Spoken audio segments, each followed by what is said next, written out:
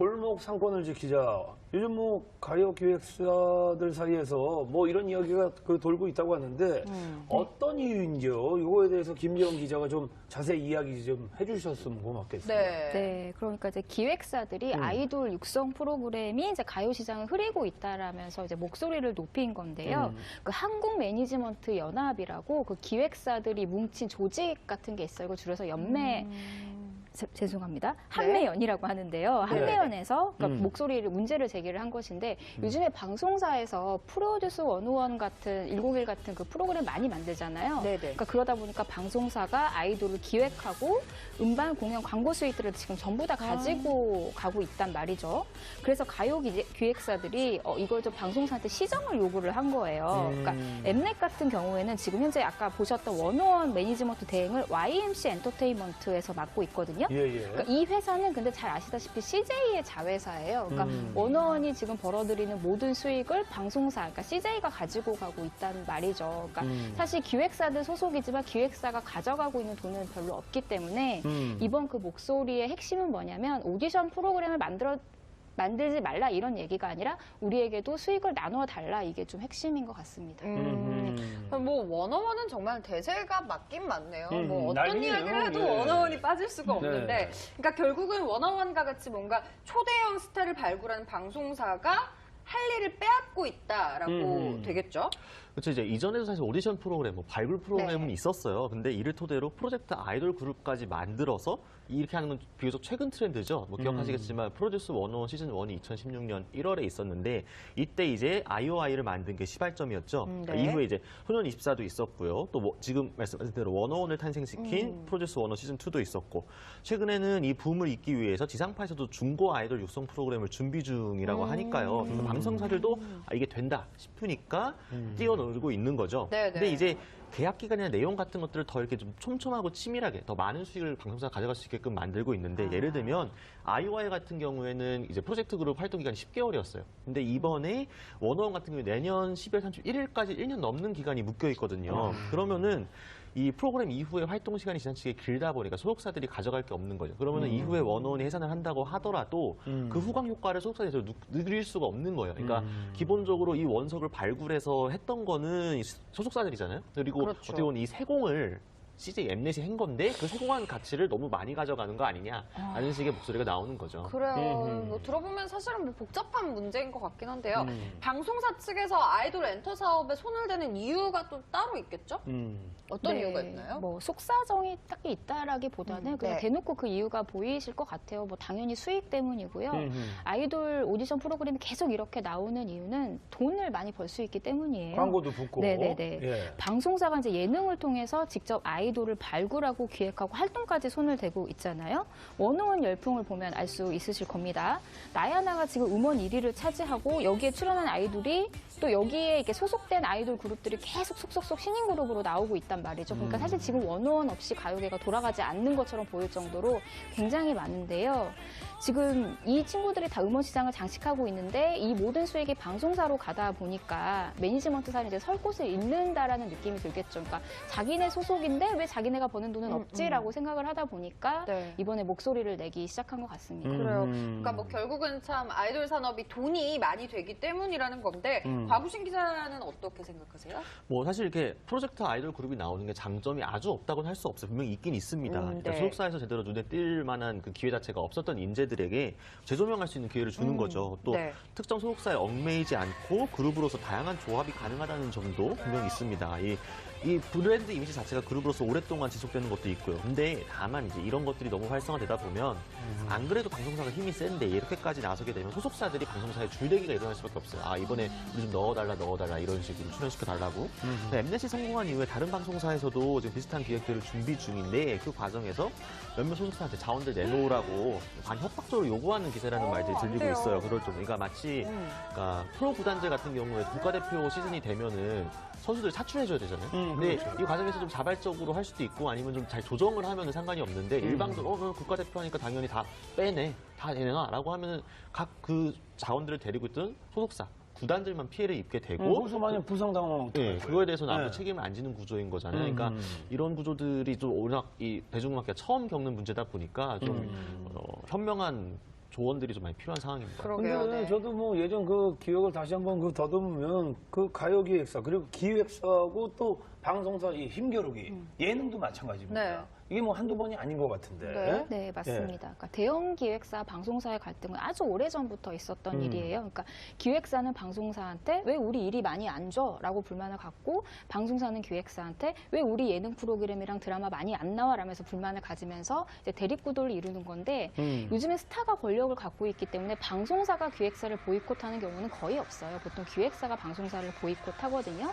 예전에 어떤 일이 있었냐면은 SM이요. 엠넷이 주최하는 그 마마 콘서트 있잖아요. 그 마마 마마요. 콘서트에 보이콧을 선언한 적이 있는데 그 이유가 뭐였냐면은 엠넷에서 운영하는 그 엠카 있잖아요. 엠카에서 1위를 제대로 선정하지 않았다라는 이유로 보이콧을 선언을 했어요. 그래서 SM 가수들이 한 명도 나가지 않았거든요. 또 그때 YG는 MBC와 사이가 안 좋았어요. 근데 또 반면 YG는 그 엠카에 굉장히 가수들을 많이 내보내고 있었거든요. 이런 식으로 서로 계속 기싸움을 하는데 사실 연예계는 영원한 적도 아군도 없다고 지금은 또 친하게 지내요. 서로 이렇게 멀어졌다가 가까워졌다가 하는 것 같은데요. 하지만 오늘 포커스에서 다루고 있는 지금 오디션 문제 같은 거는 좀 새로운 양상이라고 보여요. 아까 뭐 말씀드렸다시피 대립 문제라기보다는 소속사가 방송사한테 우리에게도 수익을 나눠달라라는 요구로 볼 수가 있겠습니다. 네. 자, 요즘 우리 사회 화두 하나가 같이 잘 살자, 뭔가 네. 상생하자 이런 거 아니겠어요? 네. 엔터 업계도 이런 상생이 조금 필요할 때가 아닌가 싶습니다. 네. 가장 실물이 은나래 씨 빼고 아우, 가장 또. 아름다운 그 스타 중에 한 명인데요. 왠지. 네. 바로 한번 만나보시죠. 네. 네. 누굴까 궁금하네요. 진짜. 네, FA 대우로 떠올랐던 가수 겸 배우 수지가 결국 다시 박진영의 봄을 택했습니다. 아, 실제로 JYP와 7년 계약이 만료된 수지는 최근 거취를 두고 고민을 거듭하다가 결국 친정과 다시 손잡기로 했는데요. 사실 뭐 다 예상하셨겠지만 수지를 잡으려는 기획사들이 굉장히 많았습니다. 뭐 경쟁사가 데려간다는 얘기도 있었고 또 수지 씨 혼자 하는 뭐 1인 기획사를 차린다는 뭐 이런 얘기도 있었고 굉장히 소문이 많았거든요. 하지만 박신영 씨가 계속 설득을 해서 결국 다시 박진영 씨와 손을 잡았는데 만약 JYP가 저 개인적으로 생각하건데 새 건물을 세운다면은 수지 씨가 3층 건물 정도는 세울 수 있지 않겠습니까? 그 정도로 그럼요, 꼭 네. 잡아야 되는 인물이기는 했죠. 그렇긴 네. 하죠. 네. 2010년 걸그룹 미스 A로 데뷔한 수지는요, 그룹 및 솔로 활동으로 굉장히 많은 사랑을 받았습니다. 2011년 KBS 드림아이를 통해 연기자로도 데뷔한 후 2012년 운명의 작품을 만나게 되죠. 영화 건축학개론으로 국민척사랑이라는 닉네임을 얻었습니다. 맞아요. 모든 남자들이 이때 수지 씨가 이상형이 됐죠. 현재는 배우 이민호 씨의 사랑이 되었는데요. 저는 수지 씨를 데뷔하기 전에 아까도 말씀드렸지만 연습생 시절부터 봤거든요. 근데 그때도 정말 너무 예뻐서 제가 눈을 떼지를 못했어요. 그래서 데뷔하는 이름이 뭐냐 했을 때 미스 에이어 이렇게 대답했었던 기억이 나는데 스타가 될 거라고 예상했는데 역시나 스타가 되더라고요. 네. 네, 정말 흔히 볼 수 없는 미모였습니다. 아, 우리 저 네. 김지영 기자도 이야기를 했지만 저도 오늘 예, 눈을 뗄 수가 없습니다. 저한테서요? 아니 곽 기자한테요. 예, 저 아는 교생 선생님 닮으셔가지고 예, 눈을 뗄 수가 없습니다.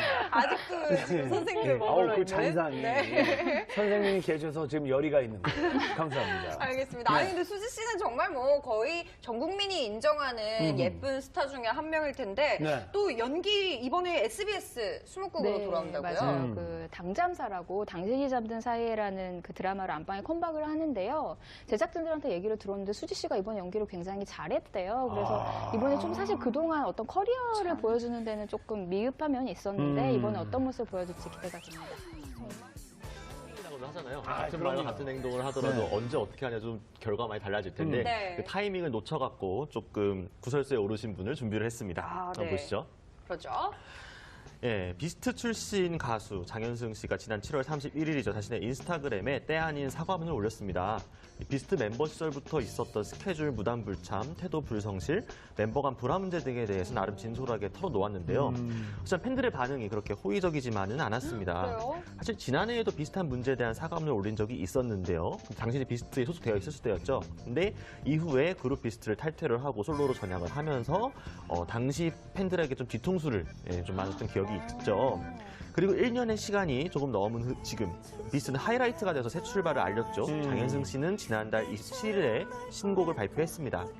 나름 산뜻한 시작을 했던 하이라이트에 비해서 장현승 씨는 차트 진입도 좀 버거웠는데요. 이 신곡 성적이 마침 좋지 않은 시점에서 뒤늦게 이 비스트 문제를 가지고 사과를 하다 보니까 사과의 순수성을 의심하는 분들이 꽤 많은 게 사실입니다. 그러네요. 예. 약간 타이밍적으로 좀 말씀하신 대로. 그렇죠. 그러니까 사실 그 사과문만 놓고 보면은 그렇게 나쁘지 않았거든요. 그러니까 좀 나름 있는 과거 사실들에 대해서 좀 솔직하게 털어놓은 편이었는데 네. 정말 말 그대로 타이밍이 좀 늦어서 좀 많이 늦었죠.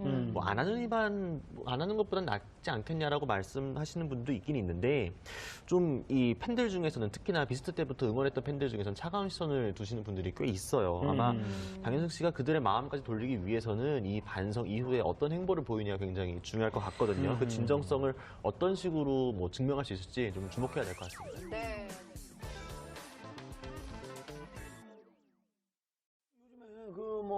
골목 상권을 지키자. 요즘 가요 기획사들 사이에서 이런 이야기가 돌고 있다고 하는데 어떤 이유인지요? 이거에 대해서 김지영 기자가 좀 자세히 이야기 좀 해주셨으면 고맙겠습니다. 네. 네, 그러니까 이제 기획사들이 아이돌 육성 프로그램이 이제 가요 시장을 흐리고 있다라면서 이제 목소리를 높인 건데요. 그 한국 매니지먼트 연합이라고 그 기획사들이 뭉친 조직 같은 게 있어요. 이거 줄여서 연매. 죄송합니다. 한매연이라고 하는데요. 한매연에서 그러니까 문제를 제기를 한 것인데 요즘에 방송사에서 16년 1월에 있었는데 이때 이제 IOI를 만든 게 시발점이었죠. 그러니까 네. 이후에 이제 소년24도 있었고요. 또 지금 말씀하신 대로 워너원을 탄생시킨 프로듀스 워너 시즌2도 있었고 최근에는 이 붐을 잇기 위해서 지상파에서도 중고 아이돌 육성 프로그램을 준비 중이라고 하니까요. 그래서 방송사들도 이게 된다 싶으니까 뛰어놀고 있는 거죠. 네, 근데 네. 이제 계약 기간이나 내용 같은 것들을 더 이렇게 좀 촘촘하고 치밀하게 더 많은 수익을 방송사가 가져갈 수 있게끔 만들고 있는데 예를 들면 IOI 같은 경우에는 이제 프로젝트 그룹 활동 기간이 10개월이었어요. 근데 이번에 워너원 같은 경우에 내년 12월 31일까지 1년 넘는 기간이 묶여 있거든요. 별로 없기 때문에 이번 그 목소리의 핵심은 뭐냐면 오디션 프로그램을 만들지 말라 이런 얘기가 아니라 우리에게도 수익을 나누어 달라 이게 좀 핵심인 것 같습니다. 워너원은 정말 대세가 맞긴 맞네요. 어떤 난리네요. 이야기를 해도 예. 워너원이 빠질 수가 없는데, 네. 그러니까 결국은 워너원과 같이 뭔가 초대형 스타를 발굴하는 방송사가 할 일을 빼앗고 있다라고 되겠죠?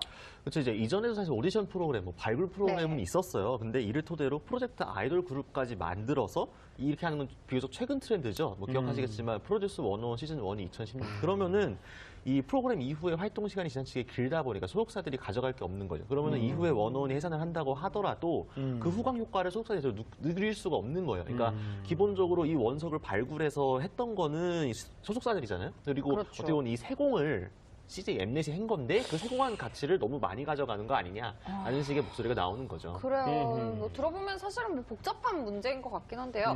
방송사 측에서 아이돌 엔터 사업에 손을 대는 이유가 또 따로 있겠죠? 어떤 네, 이유가 있나요? 속사정이 딱히 있다라기보다는 그냥 네. 대놓고 그 이유가 보이실 것 같아요. 프로듀스 101 같은 101 같은 그 프로그램 많이 만들잖아요. 네네. 그러니까 그러다 보니까 방송사가 아이돌을 기획하고 음반 공연 광고 수익들을 지금 전부 다 가지고 가고 있단 말이죠. 그래서 가요 기획사들이 이걸 좀 방송사한테 시정을 요구를 한 거예요. 그러니까 엠넷 같은 경우에는 지금 현재 아까 보셨던 101 매니지먼트 대행을 YMC 엔터테인먼트에서 맡고 있거든요. 그러니까 이 회사는 근데 잘 아시다시피 CJ의 자회사예요. 그러니까 101이 지금 벌어들이는 모든 수익을 방송사, 그러니까 CJ가 가지고 가고 있다는 말이죠. 그러니까 사실 기획사들 소속이지만 기획사가 가져가고 있는 돈은